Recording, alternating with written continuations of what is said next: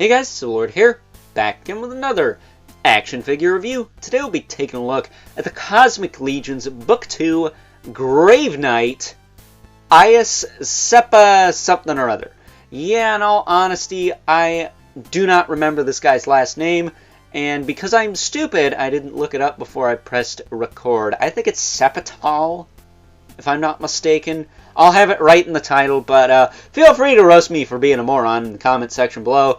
But of course, this guy's brought to us by the fine folks over at Horsemen Studios, and at the time I'm recording this video, a week before Legions Con, for those of you watching this when it's uploaded, which is the day before Thanksgiving, actually. That's how far ahead I am. Maybe a little too far ahead, based off, well, I haven't seen any reviews of these guys yet, so probably missing out on tons and tons of views, but you know what? That's the way the cookie crumbles. Not going to complain about it. That said, if I do miss anything in this video, just take note, I have not seen any videos on them. So, take this review with a grain of salt. I might not know everything there is to know about these figures, because I haven't seen it. I'm only going off my initial reactions and what I myself am experiencing. So, take it easy on me, man.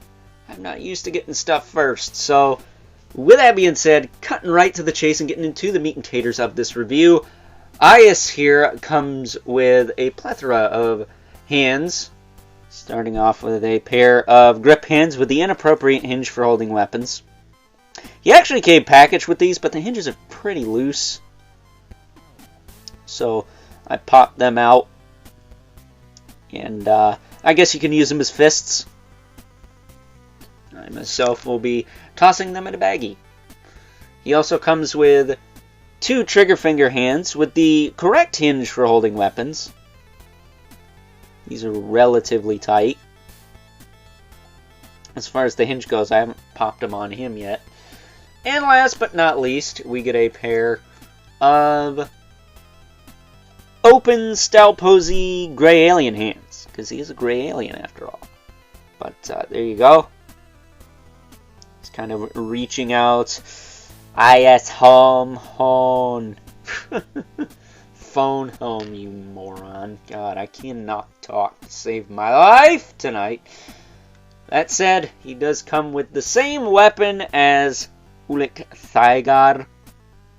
This is the something hammer. I cannot remember the freaking name, but here is Hvalkatar's for comparison. It looks like Aius's has a translucent end on it, or I'm nuts. But there you go. There are the two hammers together. Same exact sculpt. Different, I'm guessing this end bit is clear, but you can't take the end off, so I don't know how that is. But, there's Aius's version. And last, but certainly not least, he does come with a shield, which this shield is very interesting. You got this bit here, which unplugs, that's the handle. You got this bit on the front that unpegs. And then you can push this thing out. And now you just got that. Big old shield piece there. That said, I wonder who wrote the Book of Love. See, I didn't screw that reference up. You could do this, then put this on, and have a smaller shield, I guess. One he'll probably be able to hold, because the big one he can't really hold worth of darn, so maybe that'll work. Should also be worth noting this handle is not too tight, so you can rotate it. I guess you could do that. Something like this. That's a cool shield look. But personally, I like the big monster with all the accoutrements. I just don't know if I'll have him with this or somebody else, because you don't hold it that great. I gotta say, some of the Legions as of late, they've just been a bit cumbersome as far as their accessories go. But There you go, snapping that in. Turn this down. You could slap this on the front here. And there you have a completed shield. Once again. And that's your lot for accessories. He does come with those little clear peg thingies I mentioned in one of my Sphexian videos yesterday. Check those out if you haven't already. Would really appreciate it if you did, even though I'm a bit late to the game on those. I'm a bit late to the game on everything because I record so ahead in advance, or so far in advance. When I get stuff that's brand spanking new and super hot, I tend to upload it almost a month late. So, you know what? Sue me. That said, taking a closer look at good old Aius. I want to say it's Cyppiteon. I don't know, but really cool looking figure. He is a 2.0 build, which is the skinnier build from Mythic Legions. We only got a couple 2.0s in Cosmic so far. We got Zyrion's Spire and the Tusk Engineer. And then in this wave we got Mira, whatever. She's got the really weird name and kind of looks like she's got a turkey for a head and has a scorpion tail and whatnot. Either way, really cool looking figure. I don't have that one. I do have her partner, Novian Lean. But we'll talk about him a little later. But as far as Aius goes, he is gray alien. Like a traditional take me to your leader type alien. And he is tall as heck. As you could see, his feet were not even on the screen when we started this video. So, super tall, super cool looking. And, you know, I wouldn't be surprised if we get a buck-naked version of one of these at some point. Probably not in Figura Obscura, but as some kind of army builder, maybe. I mean, we do have this gauntlet piece over here. So I can only imagine that, we could possibly see, a reverse of that. I don't know if the next gray alien has that going on, but I do believe I pre-ordered him, so we'll find out at some point. Find out together. But he does have the gauntlet on the one side, and on the other side he's just got a bare arm. Very interesting. I will say, the bare arm you could pop the hand out of. The gauntlet, I had to heat the hand out, or heat the hand up. Blech, I cannot talk for crap. Heat the hand up before I popped it out, because I didn't want to break the peg. And I heard on the Wave 1 figures anyways, you do want to heat the hands before you pop them out. That said, I think his pegs are 1.0 sized on the hands. He's got pretty big hands. So I'd be surprised if they were smaller than that, but maybe they are. I'm not going to find out by breaking my stuff. So, you know, when something doesn't move or doesn't work, heat it up. That said, as far as articulation on this guy goes, his crazy giant head can look all over the place. Even though it's not on a disc hinge, it's just hollowed out enough to where you can do it. It does have a gaping hole in the back of it. You can see that, right? Big hollowed out noggin there, but it's fine. It's on the back. And unlike Ulik Thygar, his the ball peg is dremeled out, or the socket for the ball peg is dremeled out closer to the jawline. So when he looks up, it doesn't look like his head is disconnected from his body. Looks a little weird, but not as weird. He's got a lot of tilt too. Hey, look at that. I'll take me to your leader? That's your leader? Really? You voted for that guy? I'm sorry. Couldn't help myself.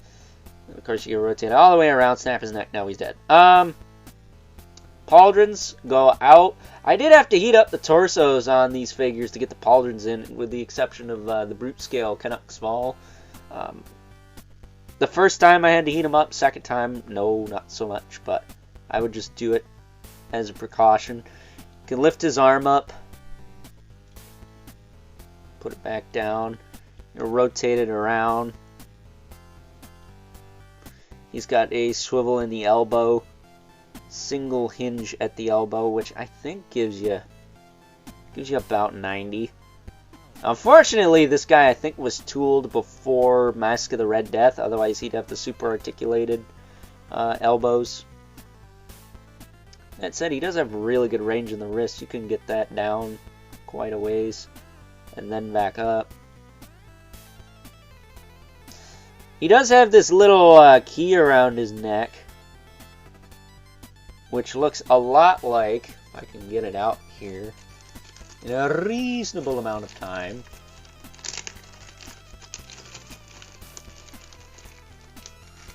I do have it handy somewhat.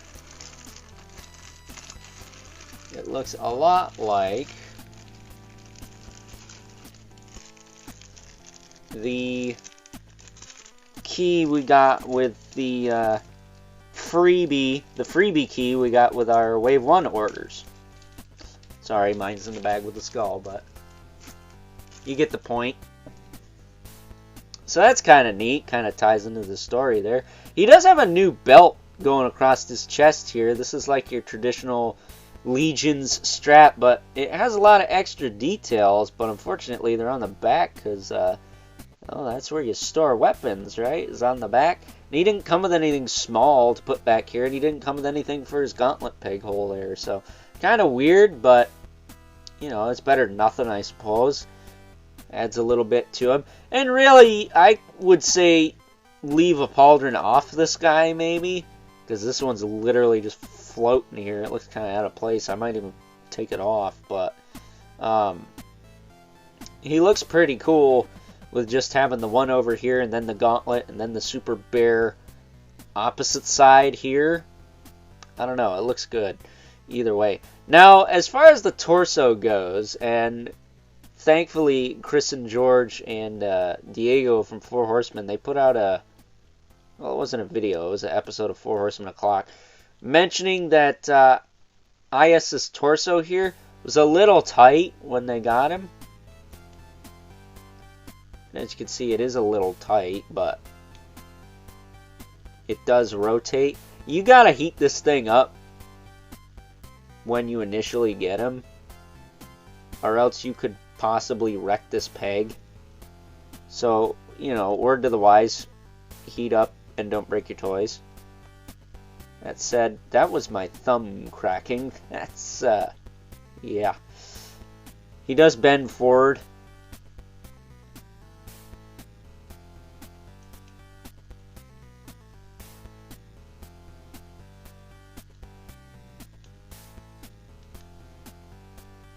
Trying to adjust the sewing loose. There we go. He does bend forward. He can bend back a lot more because there's a bigger gap back here, but you get the point. He does have a bit of a waist twist, not a ton. He does have some soft goods down here. I did have to trim the wire on this side a little bit, right up in here. It was all the way up here. I just pulled the soft goods down and snicked it with my scissors. Nothing too drastic. It was pretty easy. Not like my Monkey King or anything where it's incredibly noticeable. But he does have a wired skirt here, which I don't know. I could do without the wire, to be honest with you. Just make it soft goods. They made that soft goods, but they didn't make the front piece soft goods. So it's kind of counterproductive if you ask me, but what do I know? I'm just a schmuck talking about toys on the internet. That said, he can kick out to the side pretty far. With his long gray legs. Back down, he can kick forward, kick back, not too loose on there. He does have a thigh swivel. That is kind of tight, but not as tight as when I opened him. His knee does bend quite far. I think I'm going to bend the other side. Let's bend the other side. Jesus. Tight on both sides. And it's also kind of cold in my room, so we'll see how this goes.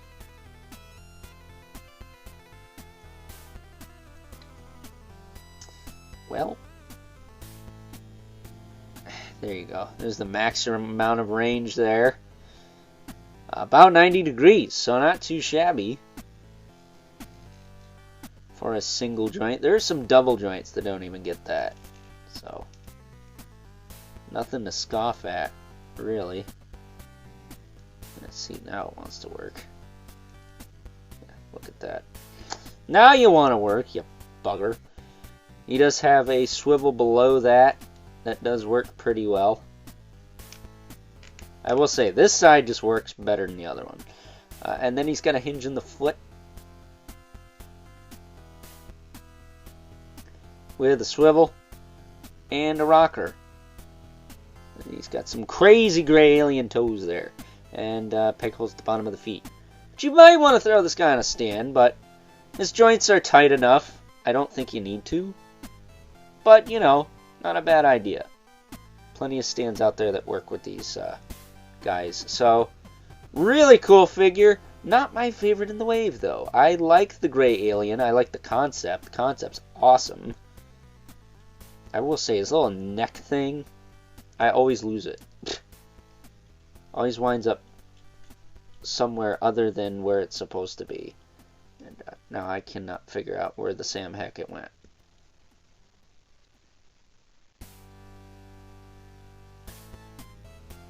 It got lodged back here.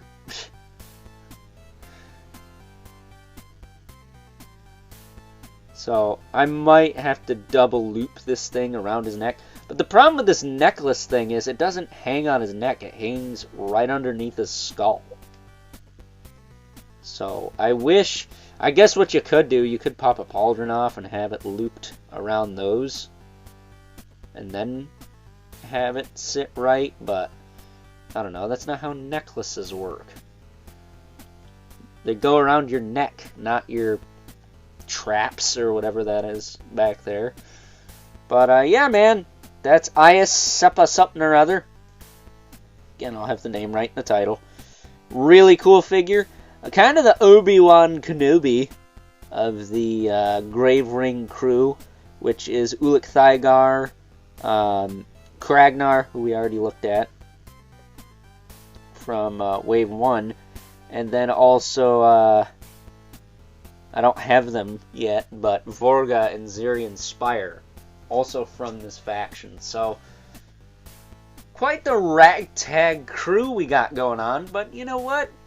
That's the beauty of Cosmic Legions, especially when it takes place on a prison planet or facility, whatever. You got lots of different creatures, critters, characters, and all kinds of wackadoo organisms that inhabit the joint. So, with that being said, why don't we bust a couple of those out for some size comparisons? First up, here is good old Aius something or other, alongside a couple other members of the Grave Ring crew. We have Hvalkatar. This is the Grave Ring edition, of course, to the left. And as you can see, even though he is a 1.0 build, he is significantly shorter than Aius here. I'd say about a head shorter. And these guys got big noggins, by the way. So take that into account. And then we also have the mighty Kragnar to the right. And even though Aius is a 2.0 build, he's almost the same height as an ogre scale figure like Kragnar, who is a bit oversized for an ogre scale figure, mind you. He does stand a bit taller than the Cyclops Legion builder we looked at a while ago. And he's also got 4 arms and is just hogging up all the screen, so much so you can barely make him out. So I'm going to move him to the side here. And then we're going to move Ulik also to the side. I did replace the ankle joints on my Hvalkatar, by the way. Bit of an update from that review. The one was very loose, but I was able to fix it. It said here's good old Brother Mandibulith. In case you wanted to have a gray alien in Mythic Legions for some reason. And of course we got the infamous 11 Spawn, who's no stranger to meeting aliens. Because, well, he was an alien at one point, right? The big old chunky, I almost think he had hair sculpted on him. Alien Spawn from, I think, was it Series 6 of the Spawn line? So I shift all these guys over because Kragnar hogged all the camera space. There we go. But as you can see, Aius stands taller than both of these guys. So Spawn's not the biggest thing I've reviewed now, is it? Or have on screen all the time. So with that being said, time now to wrap things up with some final thoughts. Overall, and for a character that's built like yours truly, I'm kidding of course, I'm way more ripped than this guy in my own mind. I gotta tell you that good old Aius, whatever it is, again, I'll have the name right in the title, but, you know, for the first Four Horsemen figure, whose name just happened to slip my mind, look at how many reviews I have of their stuff on my channel. One out of, like, I don't know, well over 100 to 200 plus by now, I'm sure, isn't bad, right? Right? I don't know, maybe it is.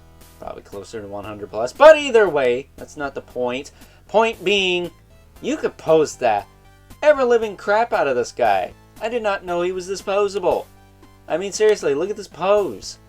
He's got a mean crouch going on. He looks like he's ready to whip the crap out of you with that hammer thing that's shaped more like a mace club, whatever, on a stick.